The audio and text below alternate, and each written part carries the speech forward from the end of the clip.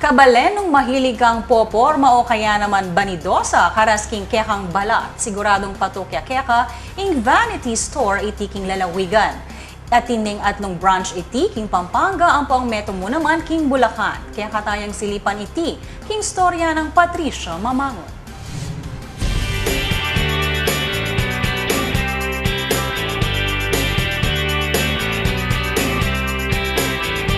Patuk yang ni para kareng kebabay ng Kapampangan ni Shopay Tea. A kompleto kareng miyayaliwang gamit at talaga namang favorite na rin keraklan kareng kebabay nan.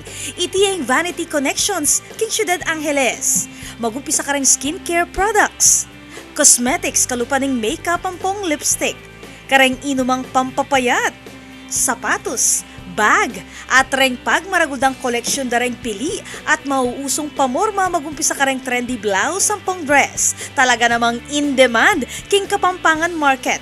Na inasahan ng co-owner ng Vanity Connections ay Bea Pineda na maging masalila rin kayang imported ng pong local items. Kwento na kasi niti, may gumpisayang magtindang beauty products bayo pagdesisyon ng mitalakad sariling butik ang pong shop. We came up with this store together. We pinagsama-sama namin lahat ng mga best sellers in the online business. So that's what we did at first. We only sold beauty products at first. It was the first brand that I ever sold was Lily's Touch, and then eventually dumagdag ng dumagdag, and then we started bringing shoes, clothes, and bags together na. Kasi I saw the demand, and then actually a lot of our resellers were demanding for a store already. Kasi before, I was the only one delivering the products, ganyan.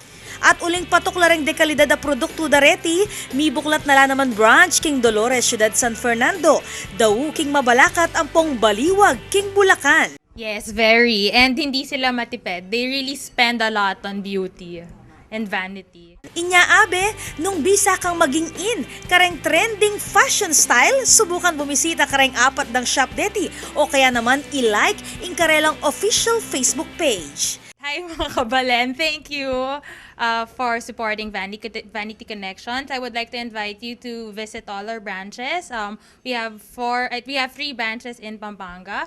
Our main branch in the it's located in Baronesa Place, 2nd floor.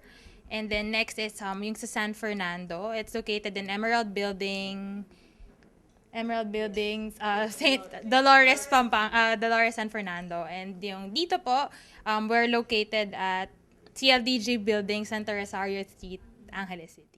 Ako po, Patricia Mamangon para King News Force, Pampanga. Balitang tutuking balen, susuyo.